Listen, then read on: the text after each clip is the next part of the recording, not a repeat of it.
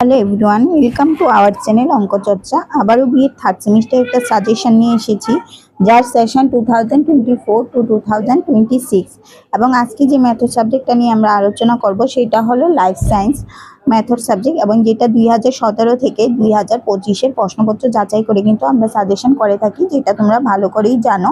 এবং এই সাজেশনগুলি যদি তোমরা পেতে চাও তাহলে কিন্তু স্ক্রিনে দেওয়া নাম্বারে যোগাযোগ করতে পারো। তোমরা শুধুমাত্র হোয়াটসঅ্যাপে যোগাযোগ করবে, কারণ অন্য কোথাও কিন্তু পাবে না। এই নাম্বারটা আমি বন্ধ করে রেখেছি, ঠিক আছে।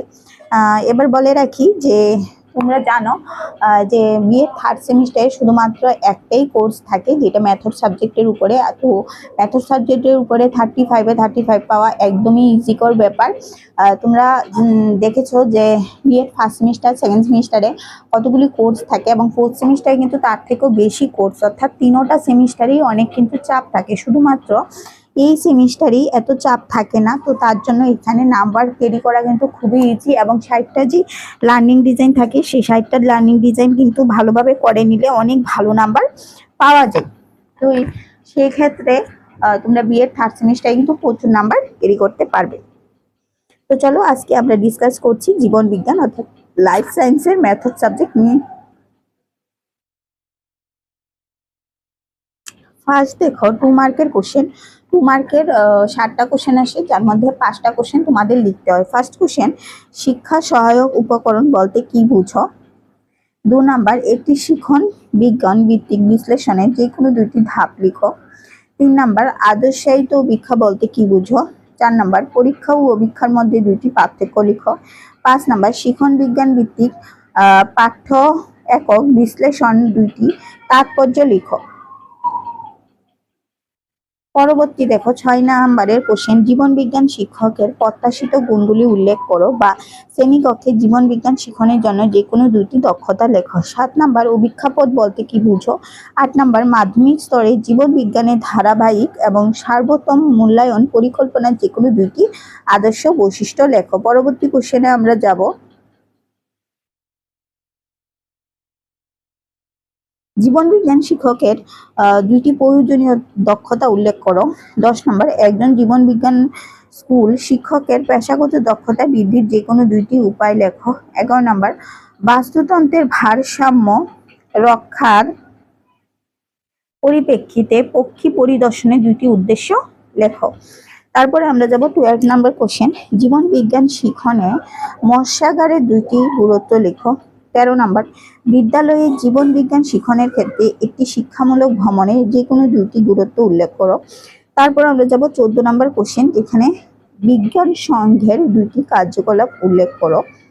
পরবর্তী কোশ্চেন আমরা যাব, প্রকল্পের কাজের দুইটি গুরুত্ব লিখো। 16 নম্বর কোশ্চেন যাব, ব্যবহারিক প্রদর্শন ক্ষমতা কি? 17 নম্বর, শিক্ষা বিজ্ঞান সম্মত বিশ্লেষণ কি? 18 নম্বর, ধারাবাহিক বা সর্বোত্তম মূল্যায়ন বলতে কি বুঝো? 19 নম্বর, শিখন বিজ্ঞানের সংজ্ঞা লিখো। এবার আমরা চলে যাব 5 মার্কের কোশ্চেনের মধ্যে। 5 মার্কের কোশ্চেনের মধ্যে তোমরা জানো 5টার মধ্যে 3টা লিখতে হয়, ঠিক আছে। 5টা কোশ্চেন আসে এবং যার মধ্যে 3টা লিখতে হয়। তো ফার্স্ট কোশ্চেন আমরা শুরু করব।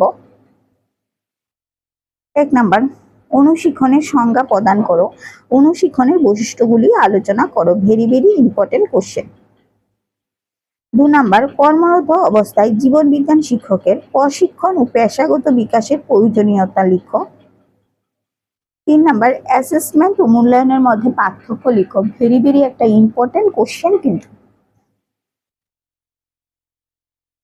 4 নাম্বার, সংক্ষেপে পারদর্শিতার মূল ধাপগুলি আলোচনা করো।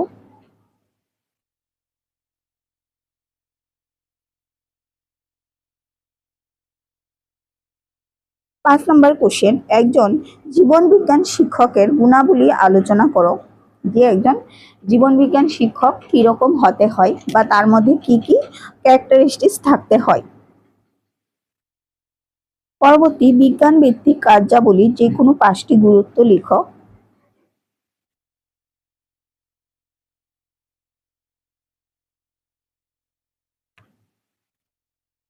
আমরা চলে যাব 7 নম্বর কোশ্চেনে, বিজ্ঞান সমিতির 5টি কাজ উল্লেখ করো।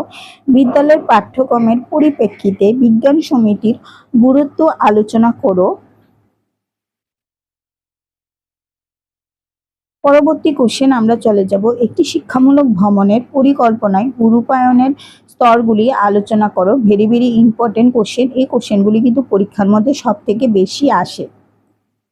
9 নাম্বার কোশ্চেন, পক্ষী পরিদর্শকের গুরুত্ব আলোচনা করো। এই কোশ্চেনটা very very very important question. এটা কিন্তু পরীক্ষার মধ্যে প্রচুর পরিমাণে আসে। তাহলে 5 নাম্বারের কিন্তু আমি 9টা মাত্র কোশ্চেন দিয়েছি।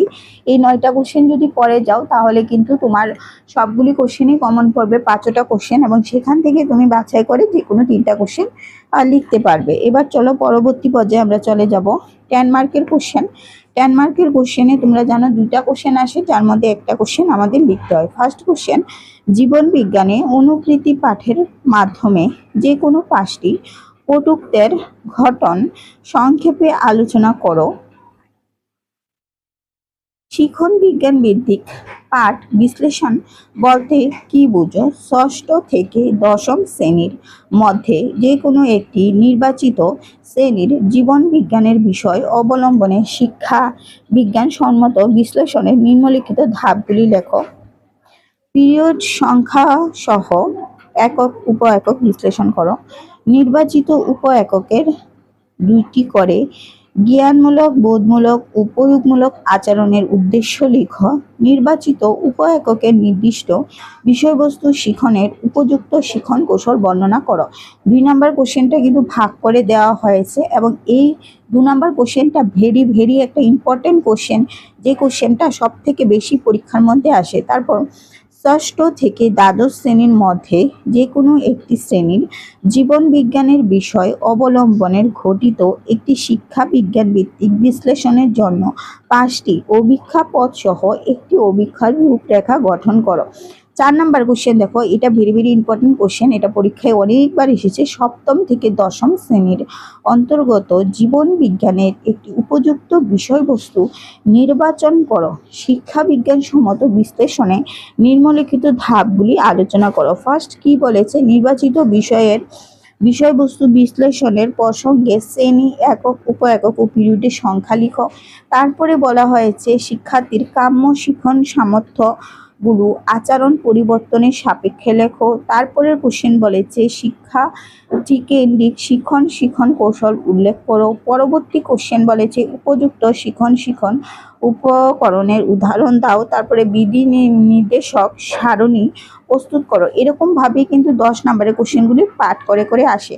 তো ফার্স্ট কোশ্চেনের অ্যান্সারটা আমরা, যেটা হলো পাঠ উপস্থাপনের কর্তৃত্ব, যেটা skill of introduction a lesson, যেটা আমরা মাইক্রো টিচিংয়ে পড়েছিলাম। ফার্স্ট যে মাইক্রো টিচিংয়ের ধাপটা আছে, মনে করো সেকেন্ড সেমিস্টারে পড়েছিলে যে স্কিল অফ ইন্ট্রোডাকশন, এখানে কিন্তু এটার কথা বলা হয়েছে। পরবর্তী কোশ্চেন 2, 3 এবং 4 নাম্বার কিন্তু একসাথেই দেওয়া হয়েছে।